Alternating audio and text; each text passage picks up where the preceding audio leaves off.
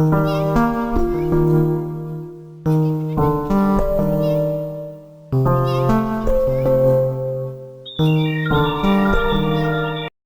drew a rough map in the red-orange Saharan sand.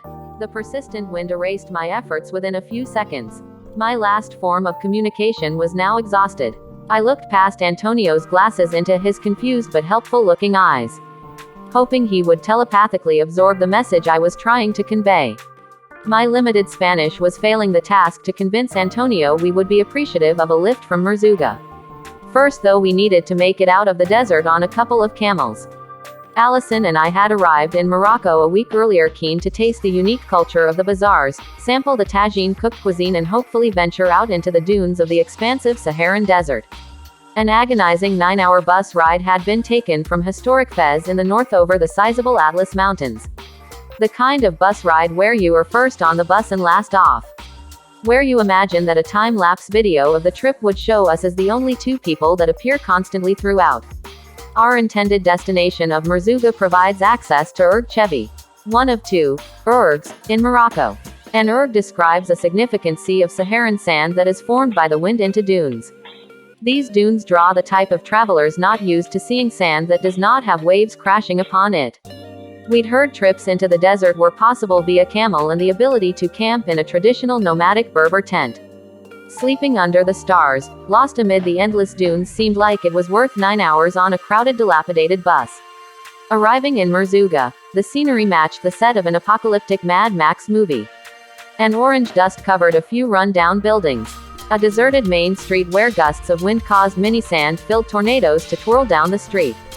The main street continued dead straight through town and disappeared into the sand dunes which dominated the horizon. Erg Chevi sand dunes are located on the border of Morocco and Algeria, about 400 kilometers inland from the Moroccan coast within the Sahara Desert. Contrary to popular belief, the Saharan Desert is not all sand dunes. Spanning an area the size of the United States, the Saharan Desert has a varied terrain, but large pockets of sand dunes like Erg Chevi are dotted throughout. Fun facts about deserts were not top of mind as we stretched our legs hiking down the main street looking for a place to stay. We settled on Chez Julia, run by a lovely Swiss lady, and we dumped our bags and made it to the rooftop in time to watch the sun settle over the distant dunes. We were missing one thing to complete the picture: a soothing ice-cold beer. Morocco being mostly a dry nation, beer is hard to come by. Occasionally a hotel owner will keep a few black market beers for thirsty travelers. This was not to be. An ice-cold Coca-Cola was the more than suitable substitute. The next morning we inquired about the camping out in the desert. The only form of transport being the most conditioned of all desert-going vehicles, the resourceful camel. With wide soft hoofs for walking in soft sand, to long eyelashes and sand-proof nostrils to keep out the dust, and the famous humps which do not contain water but instead fatty deposits. The conservation of water is what actually allows a camel to survive in such harsh desert climates more than any other large mammal. Our camels arrived right at the doorstep of Chez Julia, led by a guide Assis who was of Berber origin. Berbers are the indigenous tribesmen who span across North Africa from Morocco to Egypt.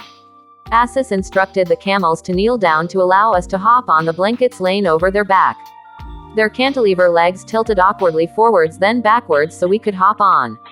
Then repeated the same motion in reverse and we were soon loping down the main street. The sun was hot and dry on our skin and the turbulent wind consistently spun up waves of fine sandy dust.